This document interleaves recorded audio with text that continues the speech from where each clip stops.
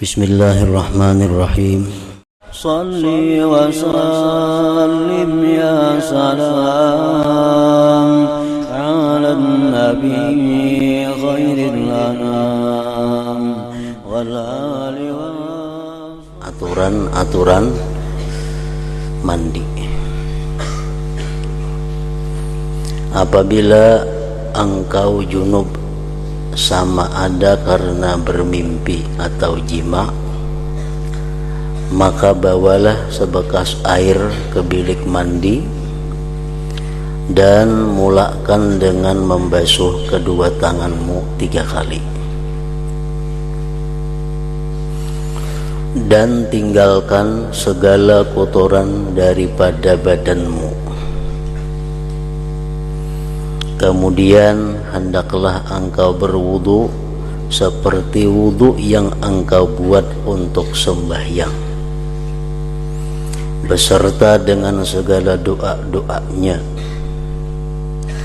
dan kemudian kan membasuh kedua kakimu supaya air tidak jadi sia-sia.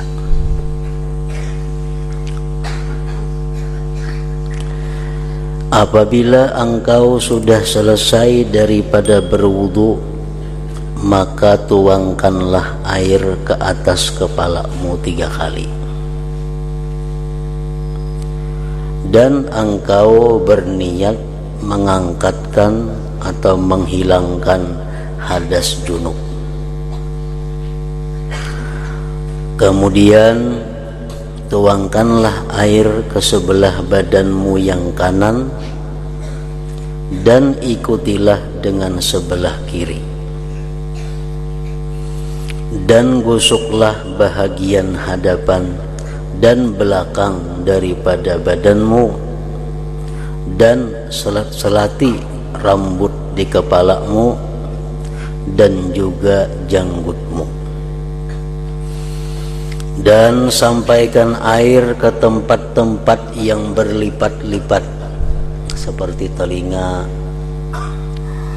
ketiak, lipatan-lipatan tubuh, dan sampaikan air ke tempat-tempat yang berlipat-lipat daripada badanmu dan tumbuh rambut. Jadi artinya kita disuruh dalam mandi merangkatkan hadas yang besar itu, disuruh kita memperhatikan kepada lipatan-lipatan yang ada di tubuh ini, karena dikhawatirkan ada anggota tubuh kita nang kada takana air mandi itu, sehingga mandi hadas besarnya itu menjadi kadasah. Dan apabila mandinya itu kadasah, maka otomatis sesudahnya pun kadasah juga.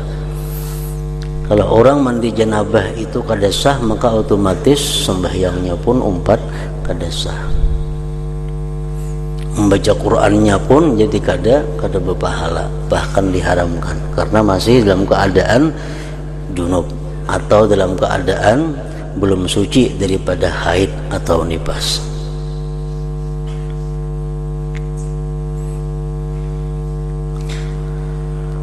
Dan tempat tumbuh rambut, sisingut, janggut, itu semuaan diperhatikan supaya banyu itu bujur-bujur sampai ke tempat tumbuhnya. Nah, lain hal dengan berwudu. Kalau berwudu, orang-orang yang punya janggut tebal itu cukup di luarnya aja, kada wajib membasuh kulitnya. Nah, kalau orang mandi junub lain lagi, walaupun janggutnya macam apa tebalnya, tetapnya dituntut untuk menyampaikan air ke tempat tumbuhnya bulu-bulu janggut itu, baik yang tipis maupun yang tebal. Dan jangan sekali-kali engkau menyentuh kemaluanmu selepas berwudu tadi. Maka apabila tersentuh tanganmu akan dia, maka ulangi wudumu sekali lagi. Dan perkara-perkara yang wajib dalam mandi ini ialah satu, niat. Niat yang bisa dipakai untuk umum, niat yang bisa dipakai untuk merangkatkan hadas besar janabah, niat yang bisa dipakai untuk merangkatkan haid, niat yang bisa dipakai untuk merangkatkan nifas. Sekali sebuting aja niatnya, umpamanya nawaitul ghusla listibahatis shalah, sahajaku mandi untuk membolehkan sembahyang. Nah, niat seperti itu boleh dipakai oleh orang nang junub, boleh dipakai oleh orang nang mandi suci daripada haid, boleh dipakai oleh orang nang mandi suci daripada nifas. Kalau orang misalnya junub, berniat dia sahajaku mandi merangkatkan junub nang kadesa. Kenapa? Karena hadas besar dia adalah junub. Orang nang mandi suci daripada haid, jarnya sahajaku mandi merangkatkan hadas besar, nah kada mau. Orang yang mandi daripada suci haid, sahajaku mandi merangkatkan janabah, nah itu kada mau. Jadi ada beberapa niat yang bisa dipakai untuk seluruhnya. Orang mandi junub boleh makai itu, orang mandi haid boleh, mandi nifas boleh. Antara lain nawaitul ghusla listibahatis shalah, sahajaku mandi untuk membolehkan sembahyang. Atau nawaitul ghuslal mafrud, sahajaku mandi fardu. Atau nawaitul ghuslal wajibah, sahajaku mandi wajib. Nah, atau nawaitul ghusla liraf'il hadatsil akbar, sahajaku mandi untuk merangkatkan hadas besar. Itu mencakup sudah. Misalnya orang haid ada, perempuan itu junub ada, kayak apa niatnya supaya masuk kedua-duanya? Nah, sahajaku mandi merangkatkan hadas besar, atau sahajaku mandi untuk membolehkan sembahyang, atau sahajaku mandi fardu, atau sahajaku mandi wajib. Nah, mencakup sudah semuaan.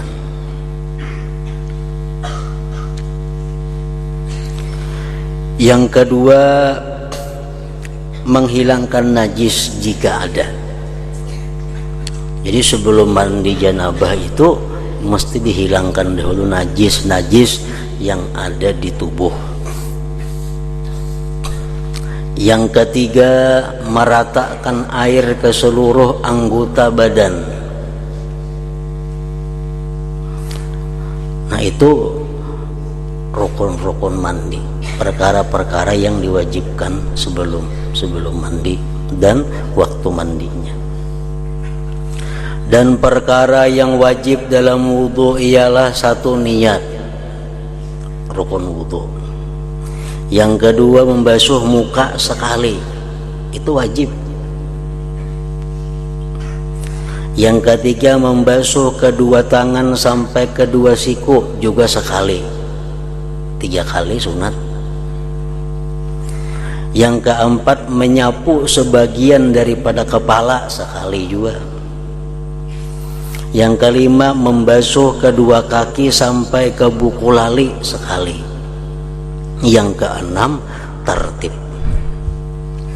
Jadi berwudu kada hawa kada bertertib. Mulai muha dulu, hanyar tangan, hanyar kepala, hanyar betis. Dan yang lain daripada itu hukumnya adalah sunnah muakkadah, dan kelebihannya sangat banyak dan pahalanya sangat besar. Dan orang yang tidak mengambil berat, orang yang menganggap inting dengan yang sunat ini adalah rugi.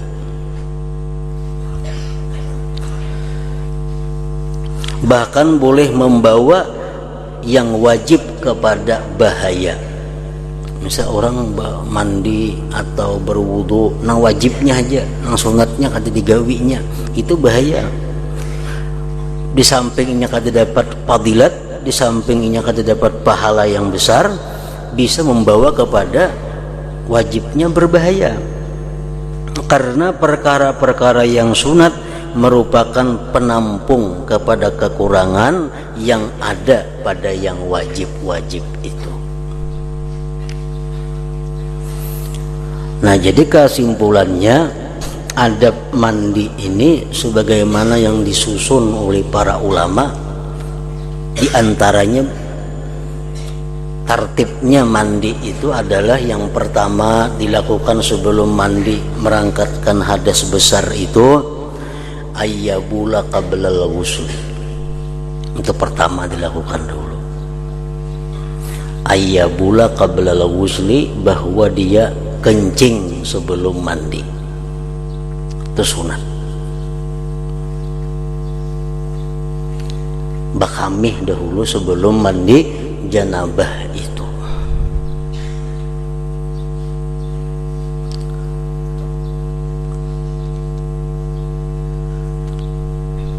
Karena apa? Karena kalau nyiinya kada bakamih langsung mandi janabah. Sesudah mandi janabah keluar lagi air mani sisanya. Nah, itu wajib ulang mandinya. Jadi supaya jangan bulik-bulik, mandi itu bakamih dahulu untuk membersihi kalau ada sisa-sisa air mani. Jadi disunatkan sebelum mandi janabah itu bakamih dahulu. Yang kedua, sesudah bakamih ayyuzidal qadara qablahu min maniyin aw najasatin, membuangi kotoran-kotoran yang ada di awak, baik nang suci atau nang najis, dibersihi.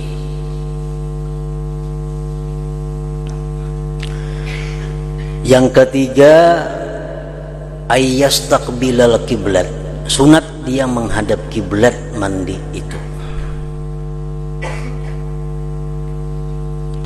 Wayakuma, dan berdiri. Nah, kalau berwudu kan berduduk, kalau yang baik. Nah, kalau mandi ini berdiri. Kemudian ayyatiya bil basmalah, bismillahirrahmanirrahim. Summas siwak, hanyar basiwak. Thumma ghaslil kaffain, hanyar membasuh telapak tangan kiri kanan 3 kali. Summal madmadah, kemudian baku kumur 3 kali. Wal istinsyak, memasukkan banyu ke dalam hidung dan menghembuskannya 3 kali. Dan berniat dengan demikian itu sunat mandi. Jadi waktu membasuh 2 telapak tangan 3 kali niatnya sunat mandi. Baku kumur sunat mandi juga niatnya. Memasukkan banyu ke dalam hidung berniat sunat mandi juga. Nah, kemudian sudah tuntung summa ayyaghsila farjaihi wa ma hawalaihima biniyati rab'il janabah anhuma. Kemudian hanyar membasuh kubul dan duburnya dan yang di sekitar keduanya dengan niat merangkatkan janabah daripada keduanya atau merangkatkan hadas besar daripada keduanya.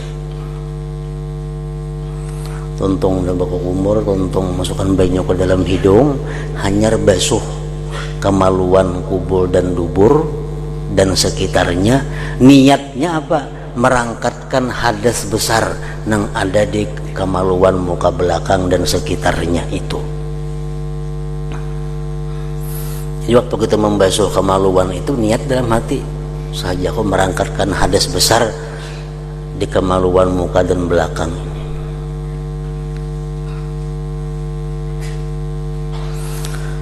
Nah, kemudian urutannya hanyar berwudu. Hanyar berwudu.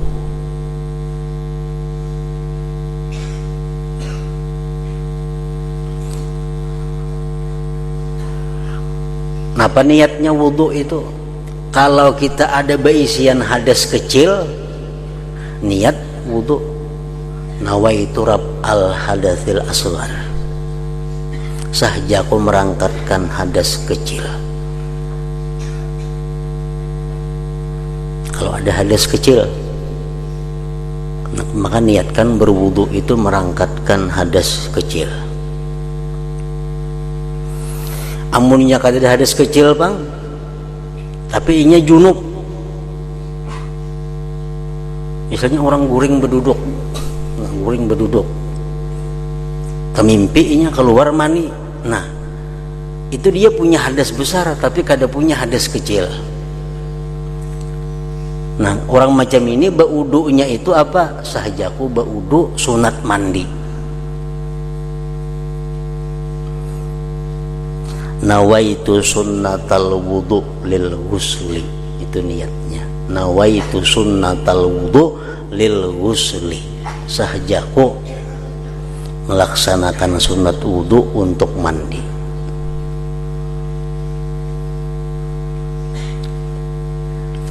Nah berwudu di sininya disunatkan juga sempurna. Maka ulangi lagi membaca bismillahirrahmanirrahim, ulangi pulang basiwak, ulangi membasuh dua telapak tangan, baku kumur, memasukkan banyu ke dalam hidung 3 kali. Jadi wudunya wudu sempurna.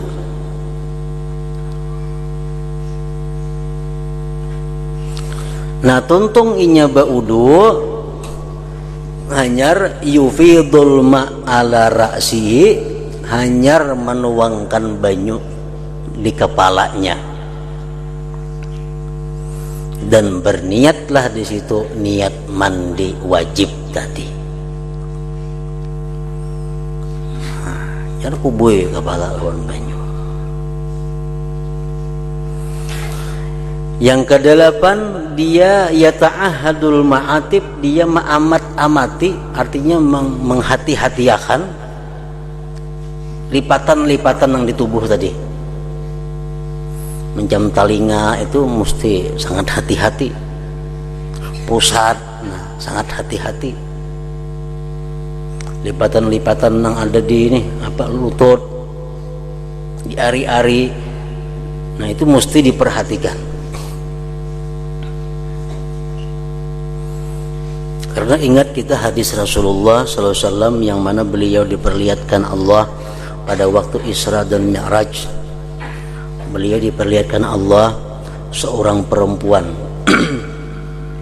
Perempuan itu diikat 2 kakinya sampai ke susuknya, dan diikat 2 tangannya sampai ke bumbunannya,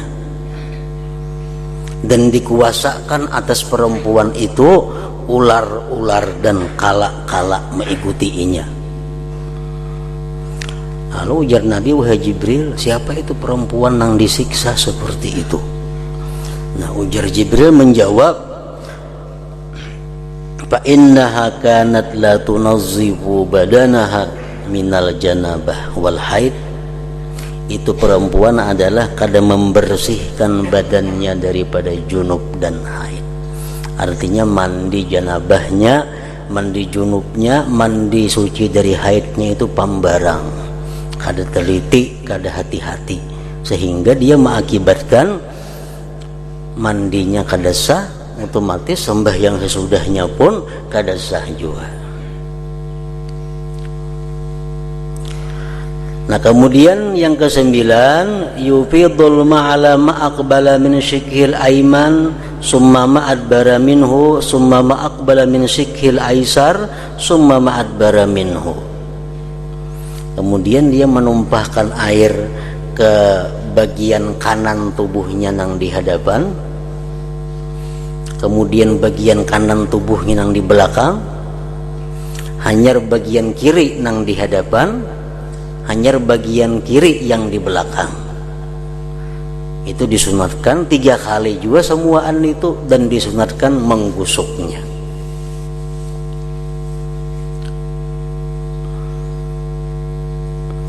Nah selesai itu hanyar ayyatiya biddu'a ka du'ail wudu, hanya dia mendatangkan dengan doa seperti doa wudu itu. Asyhadu an la ilaha illallah wa asyhadu anna Muhammadar Rasulullah wa maj'alni minat tawabin wa ja'alni minal mutatahhirin, itu sekurang-kurangnya. Nah, jadi macam itulah yang disusun oleh sebahagian ulama mengenai tertib, aturan urutan mandi janabah atau mandi merangkatkan hadas yang besar tadi.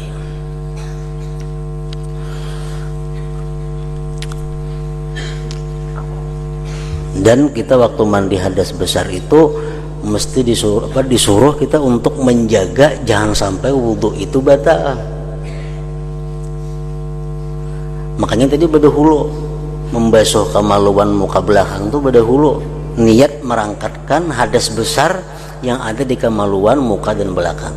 Berdahulu itu sebelum daripada wudhu. Kadang waktu mandi jangan tagatuk itu lagi. Jadi wudhunya utuh kada batal.